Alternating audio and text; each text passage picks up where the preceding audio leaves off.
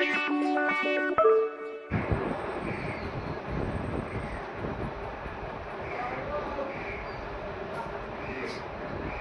আজকে আবার ক্লাস 9 এর কার্যক্ষমতা শক্তির 2 নম্বর পার্ট নিয়ে হাজির হয়ে গেলাম। আজকে আমরা ক্ষমতা নিয়ে আলোচনা করব। আচ্ছা, ক্ষমতাটা কি? ক্ষমতা বলতে আমরা যেটা বুঝি, প্রথমে ডেফিনেশন দেখব। একক সময় কার্য করার হারকে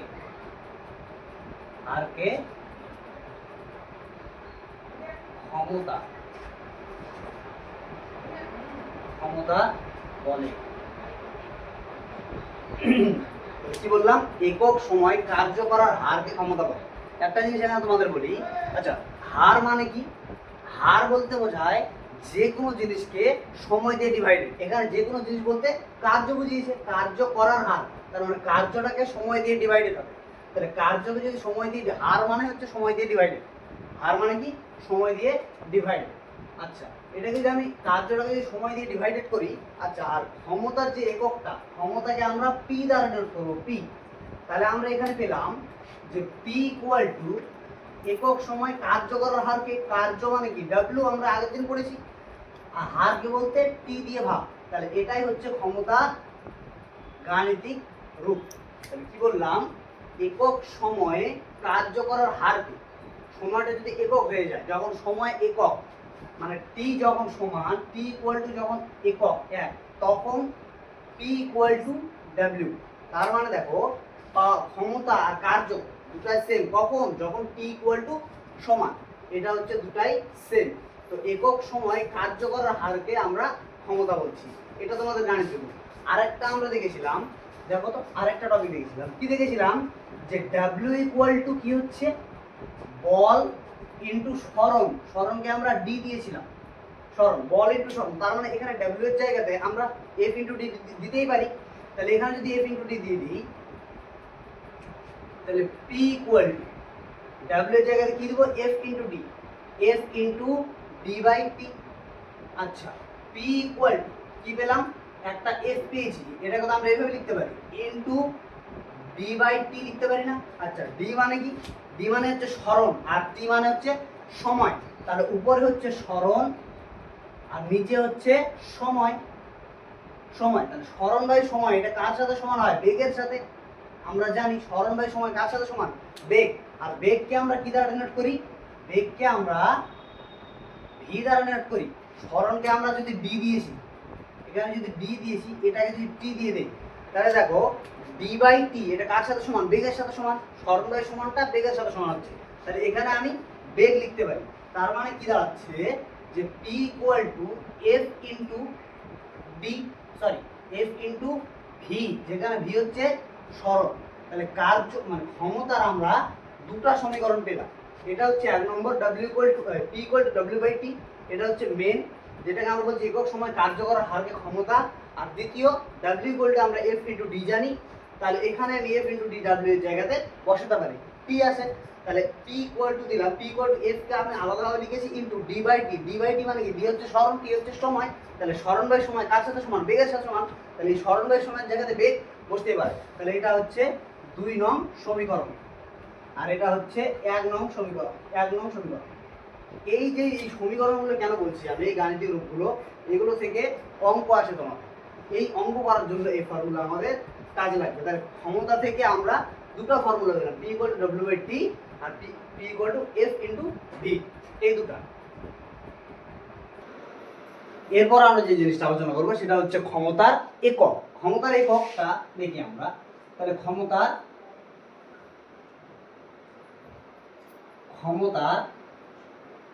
একক, আচ্ছা, ক্ষমতার একক কয়টা পাবো আমরা? ক্ষমতার একক পাবো দুটা। ক্ষমতার একক কয়টা পাবো? ক্ষমতার একক দুটা পাবো। প্রথমটা আমরা যেটা পাবো সেটা হচ্ছে সিজিএস একক, আর একটা যেটা পাবো সেটা হচ্ছে এসআই একক। তাহলে সিজিএস একক, ক্ষমতার সিজিএস এককটা কি? সিজিএস এককটা হচ্ছে না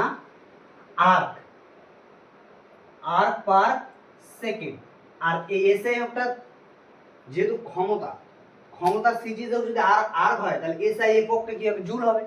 তাহলে এটা হচ্ছে joule per second, joule per second. আর দেখো এই জুল পার সেকেন্ড, এই জুল পার সেকেন্ডকে আমরা ওয়াট বলতে পারি। তার মানে 1 watt equal to 1 joule by 1 second. তোমাদের পরীক্ষাতে এই দুই দাগের কোশ্চেনটা আসতে পারে যে 1 ওয়াট কাকে বলে, 1 ওয়াট কাকে বলে, এই কোশ্চেনটা পরীক্ষাতে আসতে পারে। তাহলে 1 ওয়াট যদি আমি লিখি যে 1 ওয়াট, তাহলে 1 ওয়াট কি হবে, একক সময়ে, একক সময়ে যদি কৃতকার্যের পরিমাণ, একক সময়ে যদি কৃতকার্যের পরিমাণ 1 জুল হয় তখন তাকে আমরা 1 ওয়াট বলবো। মানে একক সময় 1 জুল কৃতকার্য সম্পন্ন করা হলে তখন তাকে আমরা 1 ওয়াট বলছি। তাহলে লিখবো যে একক সময়ে, একক সময়ে 1 জুল কৃতকার্য সম্পন্ন সম্পন্ন হলে তাকে 1 ওয়াট বলে। তাহলে 1 ওয়াটটা কি, একক সময় 1 জুল কৃতকার্য সম্পন্ন করতে হবে, তাহলে আমরা 1 ওয়াট পাবো। এখানে আরেকটা কোশ্চেন তোমাদের দিব যে এবার তোমাদের কোশ্চেন আসতে হবে 1 আর্ক বাই 1 সেকেন্ড কি। তাহলে এটা এরকম করে সেম জিনিস, 1 সেকেন্ডে 1 আর্ক, 1 সেকেন্ডে একক সময় যদি 1 আর্ক কৃতকার্য সম্পন্ন হয় তখন তাকে আর্ক পার সেকেন্ড বলা হয়। কোশ্চেনটা আসতে পারে আর্ক পার সেকেন্ড কাকে বলে। তাহলে একক সময়ে, এটা লিখছি না, একই একক সময়ে যদি কৃতকার্যের পরিমাণ, একক সময়ে কৃতকার্যের পরিমাণ যদি 1 আর্ক হয় তখন তাকে আমরা বলবো আর্ক পার সেকেন্ড। এটা হচ্ছে ক্ষমতার একক, একটা সিজিএস গেল, একটা এসআই গেল। আচ্ছা, ক্ষমতার এবার আমরা লাস্ট একটা জিনিস দেখবো, সেটা হচ্ছে মাত্রা। ক্ষমতার মাত্রাটা দেখব।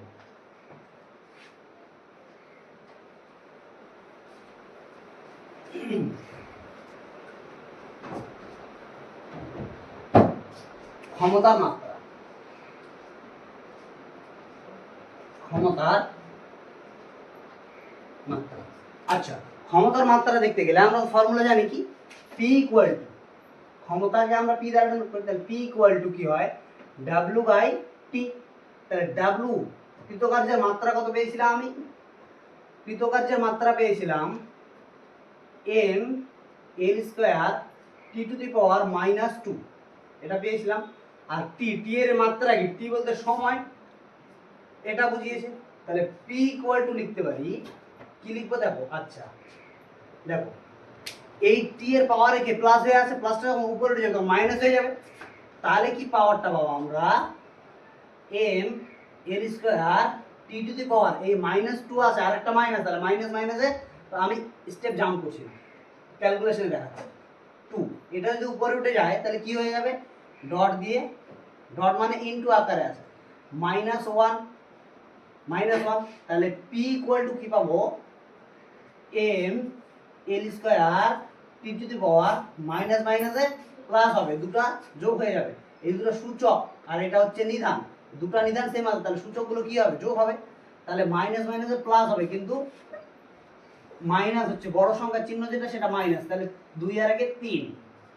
তাহলে ক্ষমতার মাত্রাটা কি হলো, M L square T to the power -3, এটা হচ্ছে ক্ষমতার একক। নেক্সট আমরা যে টপিকটা আলোচনা করবো সেটা হচ্ছে হর্স পাওয়ার। আচ্ছা, হর্স পাওয়ার লিখি আগে, হর্স পাওয়ার,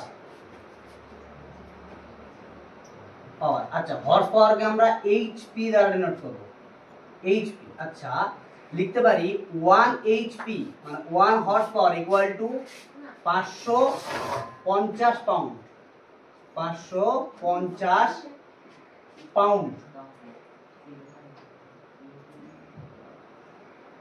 550 পাউন্ড।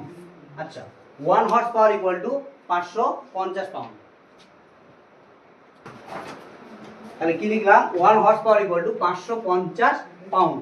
আচ্ছা, এটা pound, pound per second, pound per second, second দিলাম। আচ্ছা, 1 horse power equal to 550 pound per second. Pound per second বলতে কি, দেখো এই জিনিসটা আমরা কোশ্চেনে আসতে পারে, তার 1 হর্স পাওয়ার কাকে বলে, 1 হর্স পাওয়ার কাকে বলে, যদি লিখি যে 1 হর্স পাওয়ার, তাহলে কি লিখবো, 1 সেকেন্ড সময়, 1 সেকেন্ড সময়ে যদি 550 ফুট পাউন্ড কৃতকার্য সম্পন্ন হয় তখন তাকে আমরা হর্স পাওয়ার বলবো। জিনিসটা একটু ক্লিয়ার করে বলি। হর্স পাওয়ার বলতে কি, এই যে উপরে জল তোলার জন্য যে মোটরগুলো ব্যবহার করি সেটার ক্ষমতাকে আমরা হর্স পাওয়ার দিতে পারি। তাহলে উপরে কত ফুট উপরে জল উঠছে, ধরো 20 ফুট, 30 ফুট, 40 ফুট, 50 ফুট উপরে জলটা ঠেলছে উপরে, তাহলে এটা ফুট পাউন্ড দিতে পারি আমরা, শুধু পাউন্ড না দিয়ে ফুট পাউন্ড দিতে পারি। 550 ফুট পাউন্ড, ফুট পাউন্ড, তাহলে 1 horse power equal to 550 foot pound per second. তাহলে এক সেকেন্ডে যদি কোনো হর্স পাওয়ার 550 ফুট পাউন্ড কৃতকার্য সম্পন্ন করে তখন আমরা তাকে হর্স পাওয়ার বলবো। তাকে আমরা কি বলবো? Horse power. তাহলে বলবো যে এক সেকেন্ডে বা একক সময়ে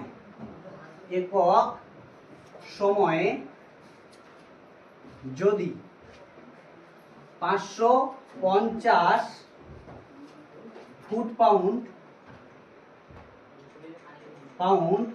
কৃতকার্য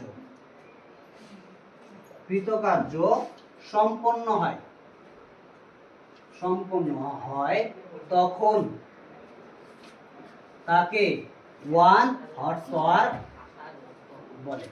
1 হর্স পাওয়ার জিনিসটা কি? তাহলে একক সময় যদি 550 ফুট কৃতকার্য সম্পন্ন হয়, একক সময় 550 ফুট কৃতকার্য সম্পন্ন হচ্ছে তখন তাকে আমরা বলছি হর্স পাওয়ার। এটা হচ্ছে হর্স পাওয়ারের সংজ্ঞা আমরা বলতে পারি। তাহলে আমরা নেক্সট যে জিনিসটা আলোচনা করব সেটা হচ্ছে হর্স পাওয়ার অভিকর্ষীয় একক। হর্স পাওয়ারের অভিকর্ষীয় একক।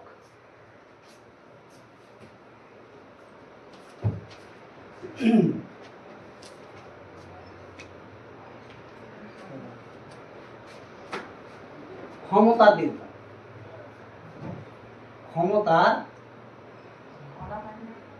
অভিকর্ষীয়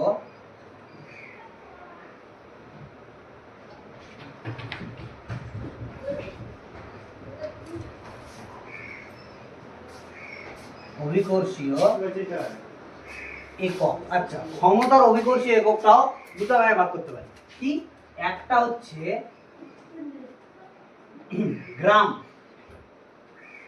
গ্রাম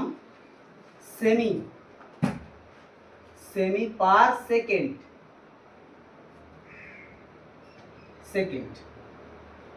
আরেকটা হচ্ছে কিলোগ্রাম বা কিগ্রা দিয়ে দিলাম।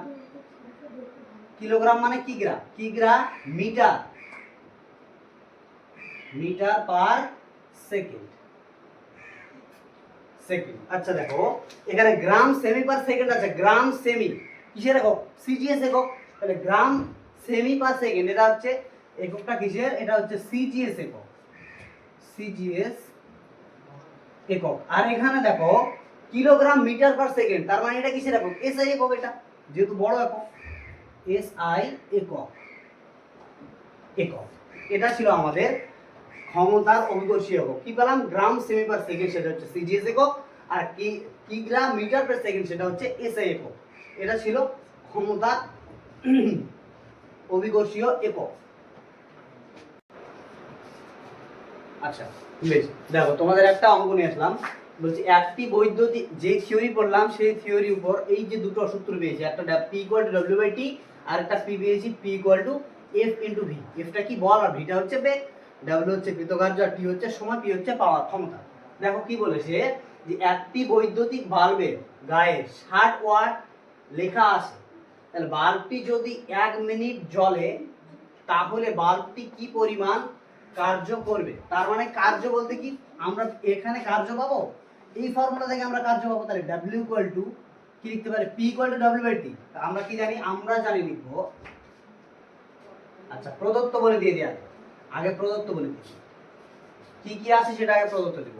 আচ্ছা, ওয়াট ক্ষমতা, পাওয়ার P = দিয়ে দিয়েছে 60 ওয়াট।